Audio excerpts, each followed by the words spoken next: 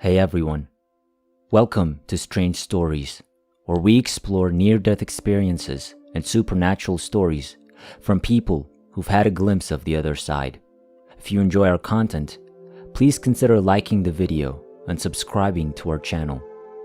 Without further ado, let's get to the story of the day. It started with a light, a dazzling white light with no reflection or harshness. Then a sense of peaceful gladness, peace and wonderful tranquility envelops me. It wasn't euphoria or any other emotion I could think of, save possibly glory in the warmest, most positive sense.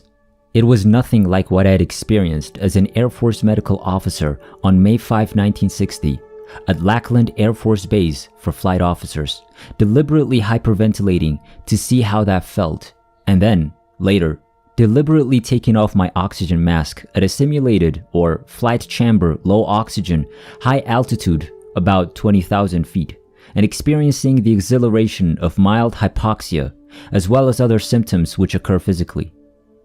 During this period of joy, peace, and serenity, I heard nothing, felt nothing, smelled nothing, and had no feeling of suffering or physical being. I did experience the impression that I was chatting with God and receiving crucial insights and facts about the nature of our being and the reasons for our being that I must not forget and must transmit to others because of their enormous importance. I was led to believe that there was a God, a loving God, who is the same for all people. There was more to it. I knew something was communicated, but I don't recall anything specific. I recall being told that it was not my time yet and that I needed to return, that there was more for me to be and that this was distinct from anything I needed to do.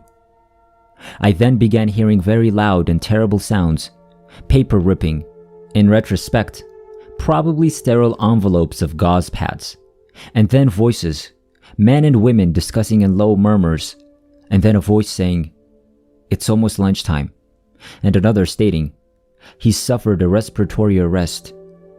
I was still not feeling any pain and couldn't see anything.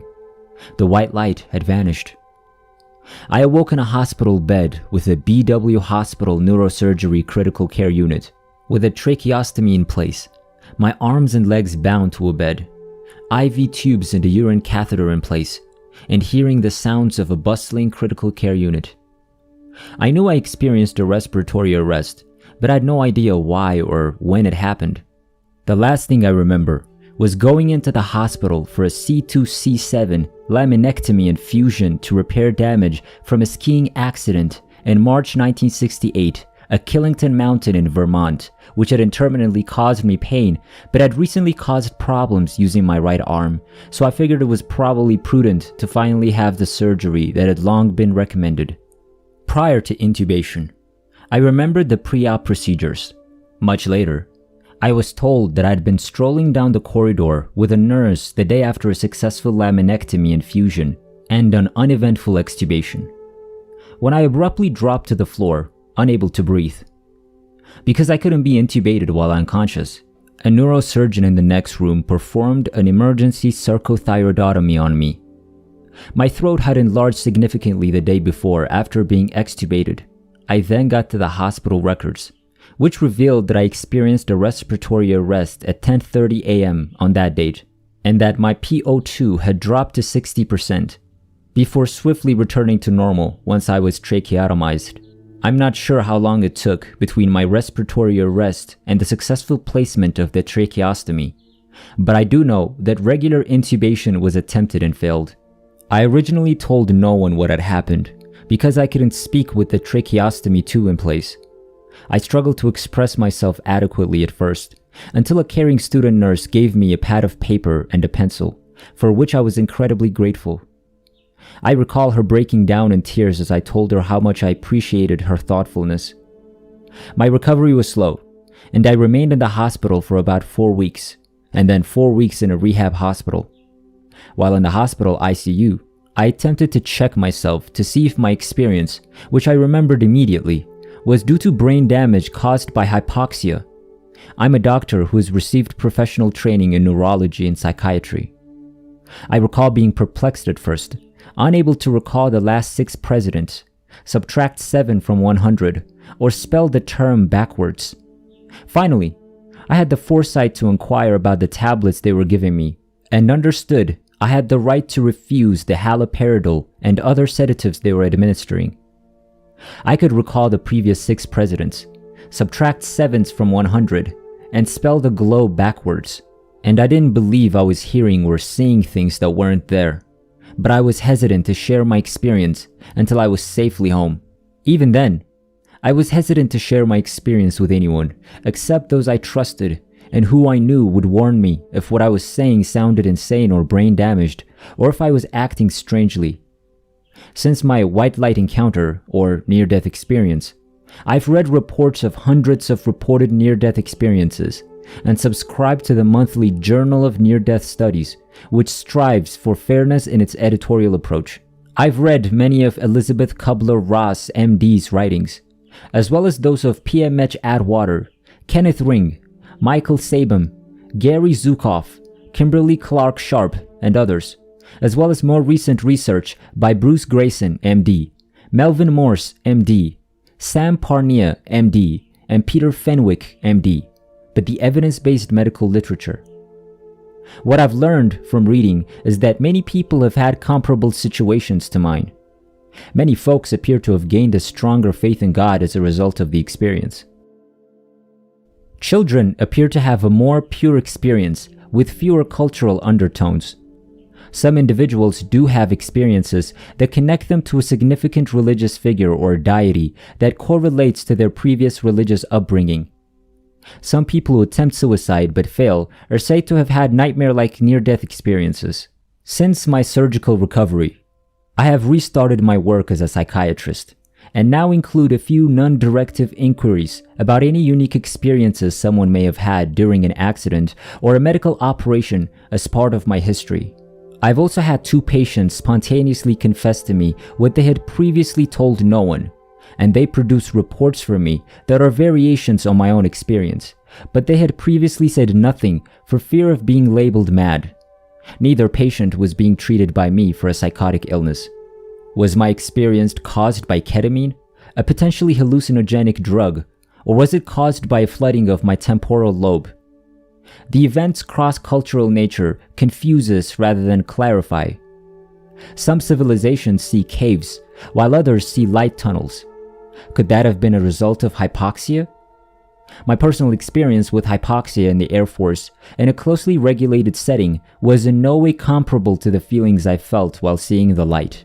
Was it a change in consciousness, mediated by subatomic particles in the brain that respond to quantum mechanics laws rather than cellular and molecular biology?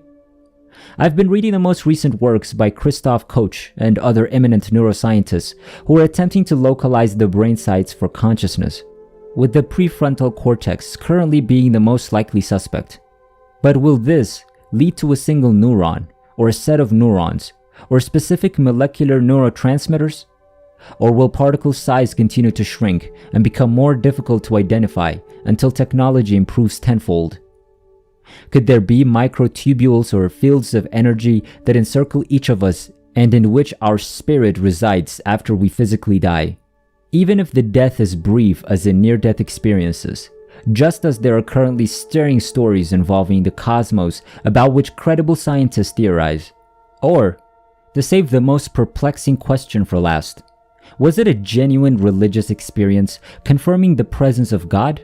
Teams of recognized scientists are currently working on refining experimental design and expanding the scope and quality of reporting. There are organizations, such as IANDS, that are seeking to educate, inform, and finance actual scientific study in a field where much of what is written appears to be folklore and wish fulfillment. Some experiencers claim to have gained various superpowers and have written books that are quite popular in today's religious pop psychology industry. I regret to inform you that I have not acquired any new abilities or powers, and recent research investigations appear to validate that such claims cannot be validated, despite the many anecdotal accounts and books on the lecture circuits. I'm looking forward to reading the findings of the current teams of scientists, as well as the increasingly complex questions they'll pose.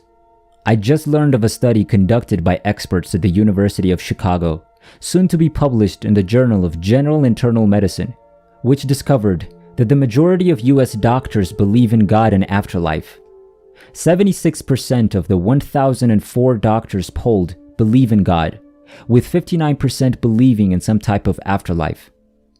Prior to my respiratory arrest, or NDE, my beliefs included believing in God, but with the strong conviction that the best way to demonstrate this was to be helpful to my fellow man while alive, and with no expectation of being rewarded in an afterlife for my deeds, because I did not believe in an afterlife. I awoke from my respiratory arrest/NDE with the clear conviction that there is a God, a kind, forgiving God who is the same God for all of humanity. Was I so afraid by my near-death experience that I had to mentally construct this strong conviction? I have no recollection of anything frightening during my experience. My awakening and following long recuperation were painful, but my later absolute conviction of God's existence perplexes me. So, as a scientist, should I avoid reviewing current research for fear of slipping into the scientific trap of immaculate perception and accepting just that which supports my own belief as truth? I hope I've had enough training in the scientific process and modern evidence-based medicine to discern belief, no matter how strong, from fact, no matter how shown. Many years passed, and as time went, I occasionally pondered when or if I would gain the superpowers mentioned by some experienced. In a recent talk with me, one of my other sons brought up the past, asking, "Dad, remember that white light experience? Telling you there was something you had to be? You had to be a granddad," he said. As it turned out,